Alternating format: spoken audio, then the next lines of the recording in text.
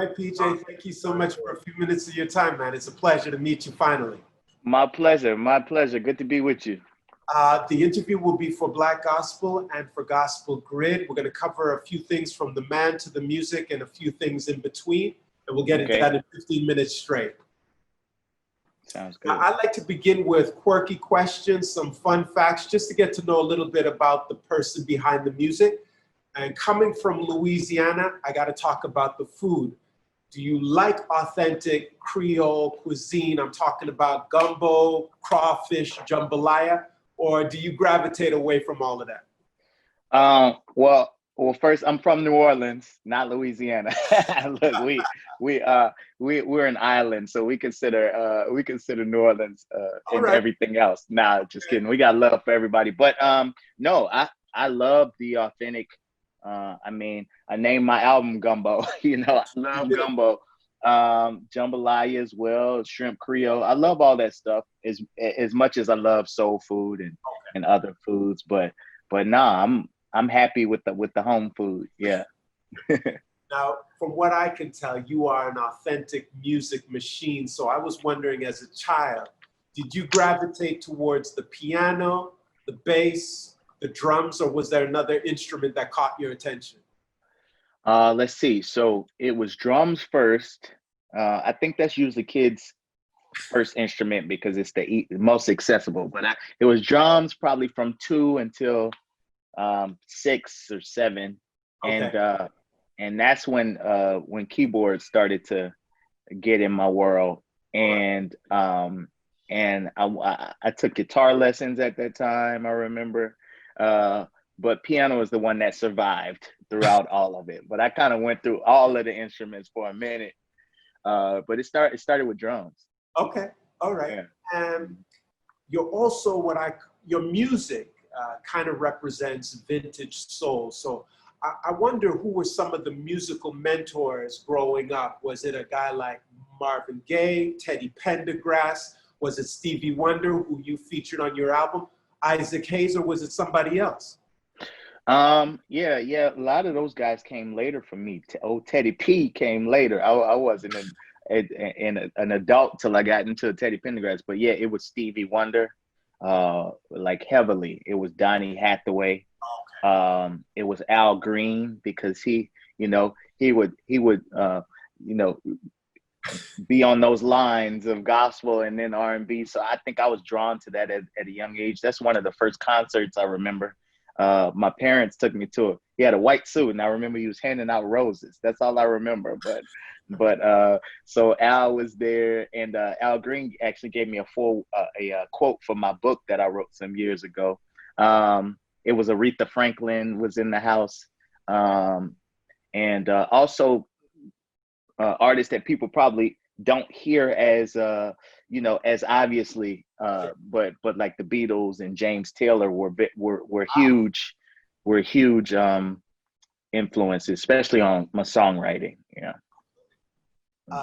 Now, as you have said, you are from New Orleans. So have you jumped back on the bandwagon with Zion Williams coming to the Pelicans, or are you still have another favorite team in the NBA?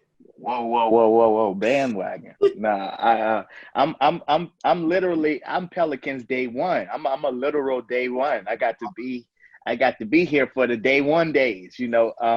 We when we were the Hornets in that weird little stage, I wasn't quite on board yet. I didn't grow up having a favorite basketball team because we didn't have a basketball team. I'm a diehard Saints fan. But I just used to straddle. So when I moved to LA for a while, me and my kids kind of became Lakers fans. But when the Pelicans decided to start fresh, where it wasn't a continuation, because I grew up, the Hornets was Charlotte when I was growing up, Larry Jackson and those guys, but when it became the Pelicans, I was like, okay, day one, I'm riding, I'm loyal. So now I've been on even before Zion. Good. Yeah. Now we're going to talk about the music, the gospel according to PJ. I've heard it. I love what I hear. I recognize several songs. I love the collaboration that you brought to the team. Some incredible voices, but I got to start with the obvious question. You you started playing music from the age of 2. You recorded, from what I see, your best known, well, one of your first best known albums in 2005. It's 15 years later. Why did it take 15 years to release a gospel album? Well, I just, I felt like my purpose was elsewhere. The world I grew up, people were taking care of gospel music. I think gospel music has, was in good hands for me. And it didn't really take this long. By the songs you hear on that album with like Let Go and Over and all these songs, I always was in gospel music as a songwriter and a producer. I never quite left gospel music, but as an artist, I felt like I needed to say something else. My voice was meant for a group of people who weren't being fed and weren't being attended to, which was, yeah, I'm a believer, but I like R&B music, and I like soul music, and I like pop music. Who's speaking to me and who's speaking to these situations? It's so funny. My dad always talks about, when he was dating my mother, he wasn't listening to Amazing Grace, right? And I just saw Kirk Franklin on IG the other day turn on Jesus Will Work It Out. It was on his playlist when he was with his wife. He was like, wrong playlist, because if we're being honest as people and as believers, gospel music doesn't set every mood, right? So who was going to be speaking to those people? And I felt a clear path to that, and I felt a true purpose to speak for the people like me, who loved all music but didn't really have the music I could listen to that was representative, that I ain't have to turn down if I was in front of my parents. Or Kirk always says, if you can't play it in front of Jesus, then that ain't it. And all my music, I felt comfortable enough to do that. So I was just serving the underserved. Yeah. Now, this album features all the titans in gospel music, from your boy Kirk to Tasha to Kim to Smokey, and on it goes. Did you match specific voices for the songs, or were you just bringing your team, your favorites to the project? Yeah, no, I definitely match voices to songs, because I didn't want it just to be the names, right? I wanted the songs.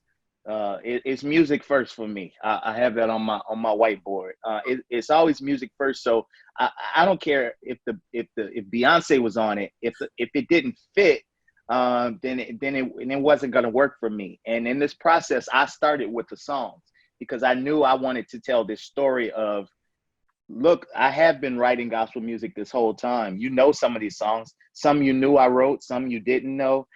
Some were big songs, and some I wish were big songs, that never quite got to where I wanted them to. And this was my way of shining a light on all those records. But because I had the songs first, I had to think, all right, who's gonna fit on this the way I want to redo this? Who's gonna make sense for this?